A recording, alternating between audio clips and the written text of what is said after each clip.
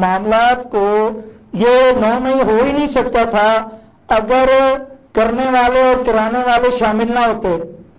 جیسے کہ عام طور پہ کہا جاتا ہے کہ آپ نے اگر رجیم بدلنی ہے تو رجیم لانے والے جب تک شامل نہیں ہوں گے رجیم نہیں بدلی جائے گی. اسی طرح 9 مئی میں کرانے والے شامل نہیں ہوں گے تو کبھی نہیں. اب ان کو وضاحت جب سامنے لایا جا رہا تو پتہ لگ رہا کہ طاقتور حلقوں کے بھی لوگ بیچ میں شامل تھے جس کی وجہ سے 9 مئی ہوا.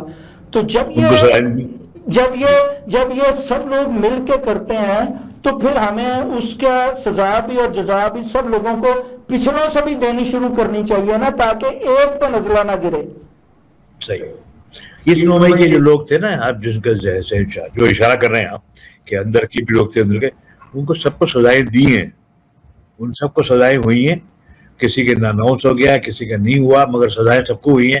یہ سب کو پتہ ہے کہ ان کو سزائیں اپنے ادارے کو پہلے سزا دی انہوں نے کہ جی یہ لوگ شامل تھے, ان کو ٹھیک ٹھاک سزائیں ملی ہیں سب کو. اب یہ کہ اس سے سزا اور جزا میں ہم نے ڈنڈی بھی مارتے ہوئے دیکھا گیا.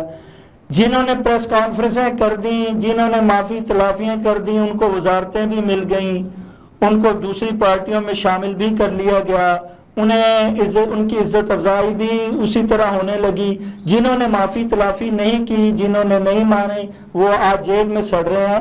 تو یہ سزا اور جزا بلا امتیاز بھی تو ہونی چاہیے نا امیر محمد خان صاحب. سزا اور جزا کا تو جو ہے نا اشارہ اللہ تعالیٰ نے بھی دیا ہے. توبہ قبول کرتا ہے نا وہ. اگر میں گناہ کر دوں بڑا سے بڑا تو توبہ کی گنجائش تو میرے پاس ہے نا.